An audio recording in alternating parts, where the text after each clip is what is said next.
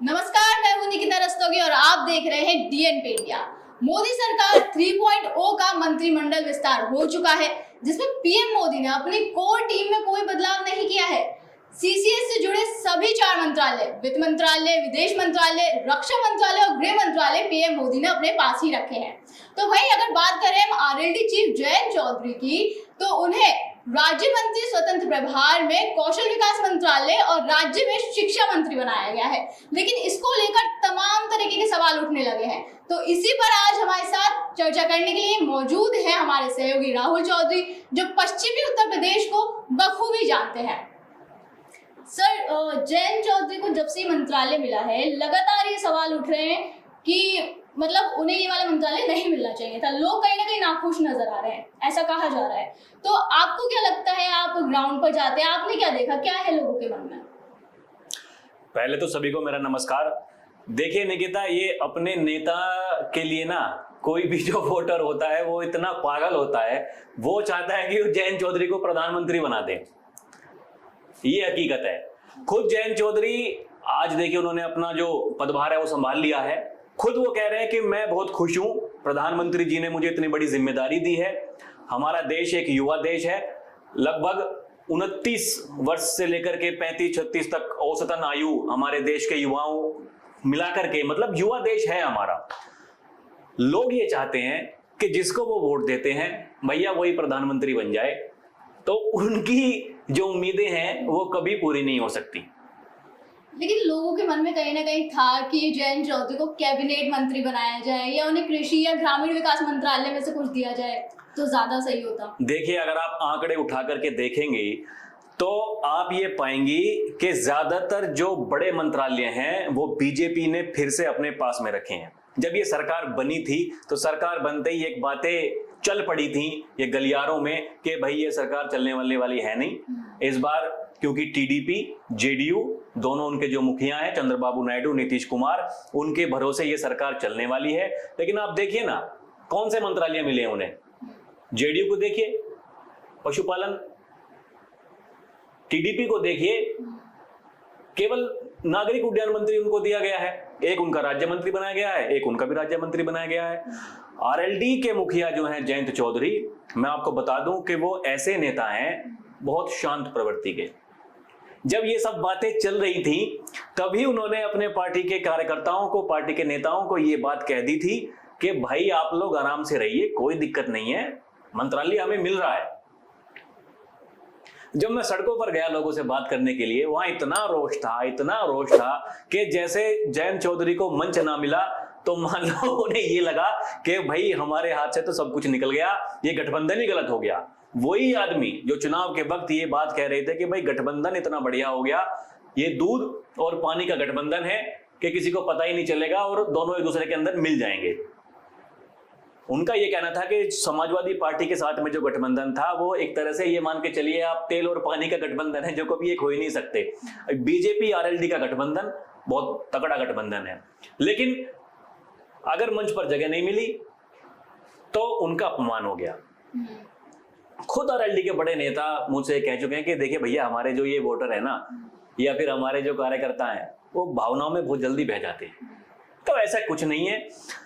मैं ये मानता हूं कि जो भी मिला राष्ट्रीय लोकदल को उससे आगे बढ़ने की जरूरत है, अच्छा काम करने की जरूरत है। जो जनता है वो यही चाहती है कि अच्छा काम होगा तो विकास होगा, और जब विकास होगा तो आगे वोट भी मिलेंगे। लेकिन कहीं ना कहीं आपको नहीं लगता कि जिन्हें एक सीट मिली उनको भी मंच पर मौका दिया गया, लेकिन जयंत चौधरी जो 2 सीट पर इस बार लड़े और दोनों की दोनों सीटें वो निकाल कर लाए, तो उनको मौका नहीं मिला, तो लोगों के मन में तो ये सवाल कहीं ना कहीं लाजमी है। देखिए, उसके एक दिन तक जब ये वाकया हुआ उसके एक दिन बाद तक भी कोई भी आरएलडी का प्रवक्ता टीवी पर नहीं गया। सबको ऐसा लगा कि ये हुआ तो हुआ क्या। लेकिन मैं पहले ही बोल चुका हूं, जयंत चौधरी जो हैं इतने शांत प्रवृत्ति के नेता हैं, कुछ भी बोलने से पहले 1000 बार सोचते हैं, कुछ भी करने से पहले 1000 बार सोचते हैं। उसके बाद जब उनके प्रवक्ता टीवी पर आए तो उनका यही कहना था कि भैया हम धरती से जुड़े हुए आदमी हैं, हमें मंच नहीं चाहिए, हम जमीनी राजनीति करते हैं, हम जमीन पर हैं, हमारे लिए वही बहुत है। और देखिए, शांत रहना कहीं ना कहीं एक बड़ी उपाधि लेता है। आप ये मान के चलिए जो इनको मंत्रालय मिला है स्किल डेवलपमेंट, देखिए ये युवाओं से जुड़ा हुआ एक मंत्रालय है।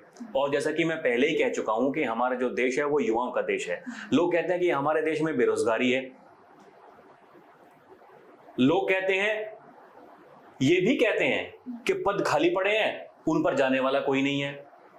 यानी कि जब तक आप स्किल डेवलपमेंट अच्छा नहीं रखोगे तो आप जिस पद पर आपको जाना चाहिए वहां तक आप नहीं पहुंच सकते हैं। ये सब बातें चलती रहती हैं गलियारों में कि ऐसा होना चाहिए था, ऐसा होना चाहिए था। मैं ये मानता हूं कि जो आदमी शांत रहकर राजनीति करेगा उसको हमेशा अच्छा परिणाम मिलेगा। लेकिन कहीं ना कहीं आपको नहीं लगता कि अगर जयंत चौधरी को कृषि मंत्रालय दिया जाता तो और ज्यादा अच्छा होता? देखिए, वो किसानों के नेता माने जाते हैं। जयंत चौधरी को कृषि मंत्रालय दे देते तो आप देखिए जेडीयू और टीडीपी जो दो बड़े घटक दल हैं, तो क्या वो मांग नहीं करते बड़े मंत्रालयों के लिए? तो कहीं ना कहीं मतलब इस तरह से तालमेल बैठाना पड़ता है। बीजेपी बड़ी पार्टी है, वो बड़ा सोचती है। पहले गठबंधन किया राष्ट्रीय लोकदल के साथ में, राष्ट्रीय लोकदल के साथ में गठबंधन किया तो इस चीज का फायदा बीजेपी को भी हुआ, राष्ट्रीय लोकदल को भी हुआ। आप आंकड़े देखिए, पिछली बार की जो पश्चिम में सीट जीते थे बीजेपी वाले, इतना नुकसान नहीं हुआ है पश्चिम में। जो उम्मीदवार हारे हैं वो अपनी कमी के कारण हारे हैं। मैं पहले दिन से एक बात बोलता हूं कि एंटी इनकम्बेंसी मोदी के खिलाफ नहीं थी, एंटी इनकम्बेंसी जो स्थानीय सांसद थे उनके खिलाफ थी। हाँ, पश्चिम से अगर आप बाहर निकलते हैं, पूर्व की तरफ चले जाते हैं, पूर्वांचल में, वहां बीजेपी को नुकसान हुआ है। वो उसके पीछे बहुत सारे कारण हैं, फिर अगर उन पर चर्चा करेंगे तो बात बहुत बड़ी हो जाएगी। लेकिन ये तय है कि बीजेपी के साथ में आने से आरएलडी को भी फायदा हुआ। देखिए, वो पार्टी जिसका एक भी सांसद नहीं था, केवल जयंत चौधरी सांसद थे, वो भी राज्यसभा में। अब लोकसभा में 2 सांसद हैं। और एक पार्टी के कार्यकर्ताओं में एक नया जोश, एक नई उमंग आई है। विपक्ष में रहकर काम करना और सत्ता के साथ में रहकर काम करने में धरती आसमान का फर्क है। अगर मान लिया समाजवादी पार्टी के साथ में गठबंधन ही होता, 7 सीटों की चर्चाएं चल रही थी, 7 में से भी ये कहा जा रहा था कि 3 सीटों पर समाजवादी पार्टी खुद, 4 सीटों पर अपने उम्मीदवार तय करेगी, केवल 3 पर लड़ेगी आरएलडी। उनके मिलाकर के 4 और 3 7 सांसद भी होते तो विपक्ष में बैठते। और आप देखिए, पक्ष में भी रहेंगे, जो काम करने होंगे वे भी करेंगे, मंत्रालय भी मिल गया। ये भी तो आप देखिए कि जिनके 7 सांसद हैं उनको भी केवल एक राज्य स्वतंत्र प्रभार मिला है। आप शिवसेना को देखिए, तो ऐसा कुछ नहीं है।